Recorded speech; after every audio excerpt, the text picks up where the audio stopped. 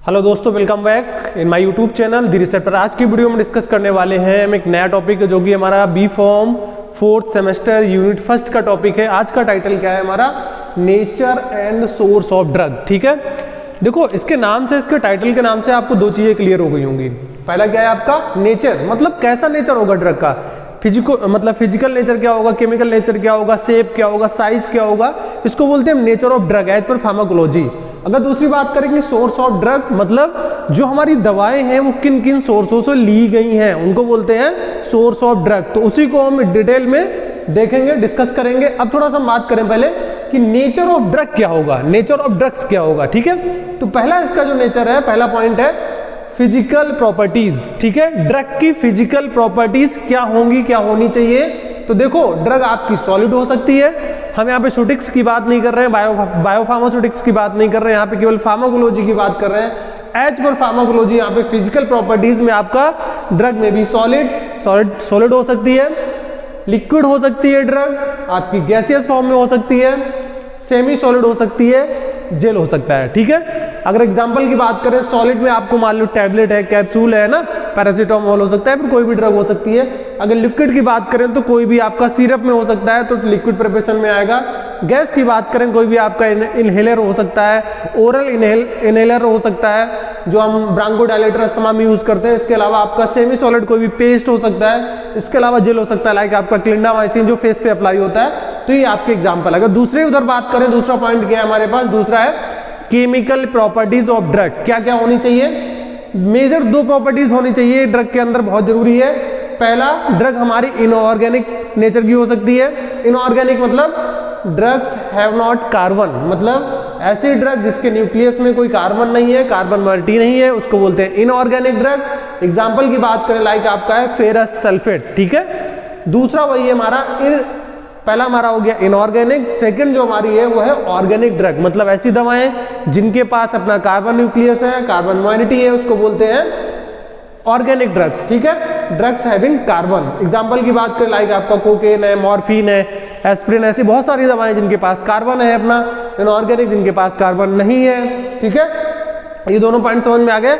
अब थोड़े से बात कर लें ड्रग साइज, मतलब ड्रग का साइज कितना होना चाहिए।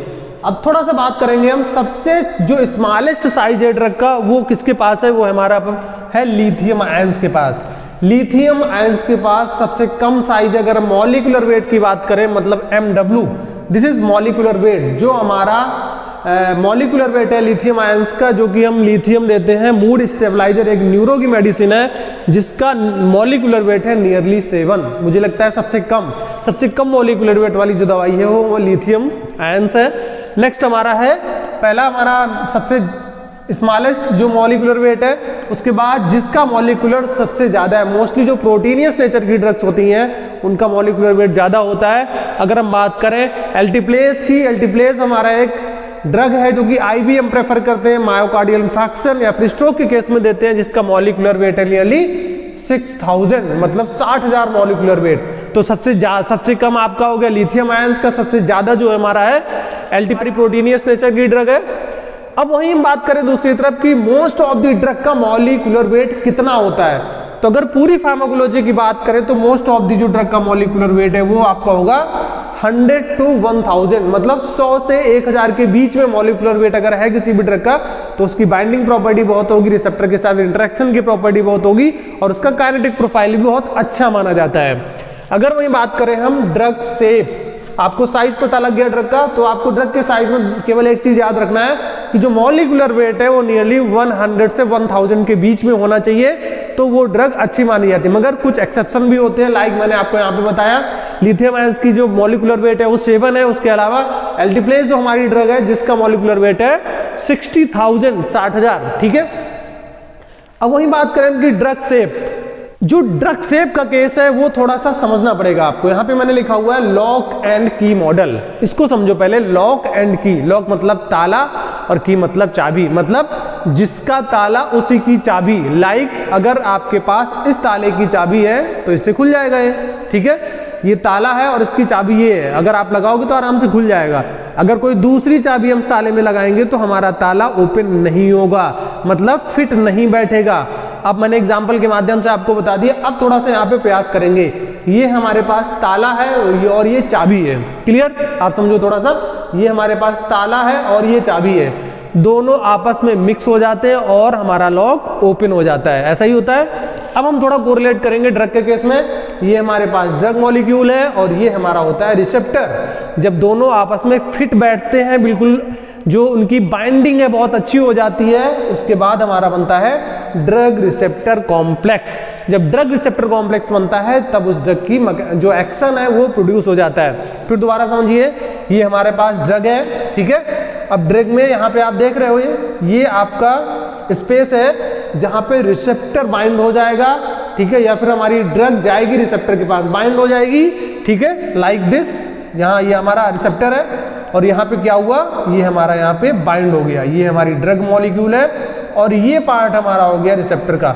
जब दोनों आपस में मिल गए तो हो गया हमारा ड्रग रिसेप्टर कॉम्प्लेक्स। जब ड्रग रिसेप्टर कॉम्प्लेक्स बन गया तो उसकी फार्माकोलॉजिकल एक्शन आ जाएगा, फार्माकोलॉजिकल एक्टिविटी प्रोड्यूस हो जाएगी। यहाँ पे लिखा हुआ है ड्रग रिसेप्टर कॉम्प्लेक्स। इतना आ गया समझ में? अब हम बात करेंगे दोस्तों कि सोर्स ऑफ ड्रग, मतलब ऐसे कौन कौन से सोर्स हैं जिससे हमें दवाएं मिल सकती हैं, ठीक है। तो पहला सोर्स हमारा है प्लांट सोर्स, मतलब ऐसी दवाएं जो पौधे से हमें मिलती हैं उनको बोलते हैं प्लांट सोर्स। और जो नेक्स्ट हमारा पॉइंट है वो हमारा है एनिमल सोर्स, मतलब ऐसी दवाएं जो हमें जानवरों से मिलती हैं, एनिमल से मिलती हैं, उनको बोलते हैं एनिमल सोर्स। पहला हो गया प्लांट, मतलब पेड़ पौधे से मिलती हैं, ठीक है। अब जो हमारा थर्ड है, सी नंबर है, मिनरल सोर्स। हाँ, जो हमारी खनिज पदार्थों से मिलती है, जो हमारा मिनरल से मिलती हैं, उनको बोलते हैं मिनरल सोर्स।